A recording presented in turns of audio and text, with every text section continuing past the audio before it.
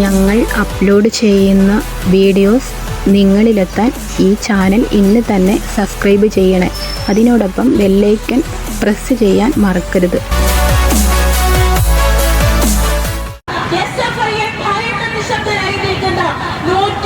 വിദ്യാർത്ഥികളെ സൃഷ്ടിച്ചത് ഇന്നും ഈ സംഭവം എന്തെന്നറിയാത്ത ചാനലുകൾക്കുള്ളിൽ വലിയ ചർച്ച നടക്കുമ്പോൾ, സോഷ്യൽ മീഡിയയ്ക്കുള്ളിൽ വലിയ ചർച്ചകൾ നടക്കുമ്പോൾ അതിൽ നിന്നെല്ലാം മാറി നിൽക്കുന്ന അതെന്താണ് എന്നറിയാൻ പോലും മെനക്കെടാത്ത വലിയൊരു വിഭാഗം വിദ്യാർത്ഥികളെ സൃഷ്ടിക്കുന്നത്.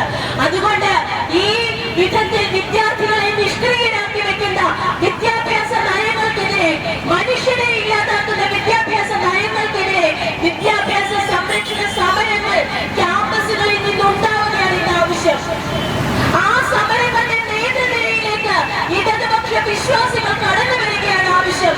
നമ്മൾ SFIയിൽ നിന്ന് ഈ രാജ്യം പ്രതീക്ഷിച്ചതാണ് ദേശീയ വിദ്യാഭ്യാസ നയത്തിനെതിരെ സമരരംഗത്ത് നിൽക്കുവാൻ SFIയെ AIDS ഉൾപ്പെടെയുള്ള പ്രസ്ഥാനങ്ങൾ സമരൈക്യത്തിന് ക്ഷണിച്ചിരുന്നു. പക്ഷെ നോക്കൂ, അവർക്ക് ഏറ്റവും ശക്തിയുള്ള ഒരു സംസ്ഥാനത്ത്, അവരുടെ മാതൃസംഘടന അധികാരത്തിലിരിക്കുന്ന സംസ്ഥാനത്ത് ദേശീയ വിദ്യാഭ്യാസ നയത്തിനെതിരെ ശക്തമായ ഒരു സമരം പടുത്തുയർത്തുവാൻ കേവലം കാട്ടിക്കൂട്ടലുകൾക്കപ്പുറത്ത് തങ്ങളുടെ അണികളെ ഒന്നടങ്കം സമരരംഗത്ത് അണിനിരത്തിക്കൊണ്ട് ഈ നയത്തിനെതിരെ പ്രതികരിക്കുവാൻ അവർ തയ്യാറായില്ല.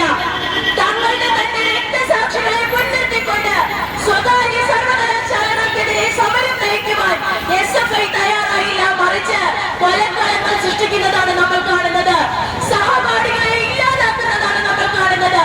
പ്രിയപ്പെട്ട സഖാക്കളെ, ഇടതുപക്ഷ വിശ്വാസികളായിക്കൊണ്ട് SFI ഇന്നും ആ രാഷ്ട്രീയ പേരുകൊണ്ട് എന്ന് വിശ്വസിച്ചുകൊണ്ട് ആ പ്രസ്ഥാനത്തിൽ ചെന്നുകൊണ്ട് സ്വാതന്ത്ര്യമെന്നും ജനാധിപത്യമെന്നും സോഷ്യലിസം എന്നും എഴുതിയ നരച്ച വെള്ളക്കൊടിയെ പിടിച്ച് ഇപ്പോഴും ആ പ്രസ്ഥാനത്തിൽ പ്രതീക്ഷ അർപ്പിച്ച് കഴിയുന്ന പുരോഗമന വിശ്വാസികളായ ഏതെങ്കിലും വിദ്യാർത്ഥികളുണ്ടെങ്കിൽ ഞങ്ങൾ അഭ്യർത്ഥിക്കുകയാണ്, നിങ്ങൾ പുറത്തു വരണം.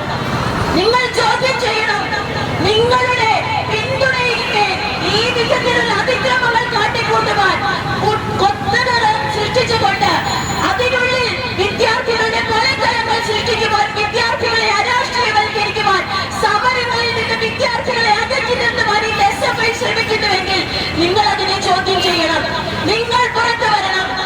ആ വിധത്തിൽ മാത്രമേ ഈ സംഘടനയെ ഇന്ന് സമരരംഗത്തേക്ക് തിരിച്ചു കൊണ്ടുവരുവാൻ നമ്മൾക്ക് സാധിക്കുകയുള്ളൂ. ഇന്ന് ഇടതുപക്ഷ വിദ്യാർത്ഥികൾ ഒന്നിച്ചു നിന്നുകൊണ്ട്, ഇടതുപക്ഷ വിശ്വാസികളായ വിദ്യാർത്ഥികൾ ഒന്നിച്ചു നിന്നുകൊണ്ട് ഒരു സമരൈക്യം സൃഷ്ടിക്കുവാൻ നമ്മൾക്ക് സാധിക്കുകയുള്ളൂ. ഒരു സംഘടനയെ നിയോഗിച്ചുകൊണ്ട് ഒന്നും ഇവിടെ സംഭവിക്കില്ല എന്ന് നമുക്കറിയാം. മറിച്ച് ക്യാമ്പസുകളെ ജനാധിപത്യവൽക്കരിച്ചുകൊണ്ട് ക്യാമ്പസുകൾക്കുള്ളിൽ ആരോഗ്യകരമായ രാഷ്ട്രീയ പ്രവർത്തനം ആരംഭിച്ചുകൊണ്ട് സമരരംഗത്തേക്ക് വിദ്യാർത്ഥികളെ അണിനിരത്തിക്കൊണ്ട് മാത്രമേ ഈ പ്രശ്നത്തിന് പരിഹാരം കാണുവാൻ സാധിക്കുകയുള്ളൂ എന്ന് നമ്മൾക്കറിയാം. ആ വിധത്തിലുള്ള ഒരു സന്ദേശമാണ്, ആ വിധത്തിലുള്ള ഒരു പ്രവർത്തനമാണ് AIDS ഏറ്റെടുത്തിരിക്കുന്നത്.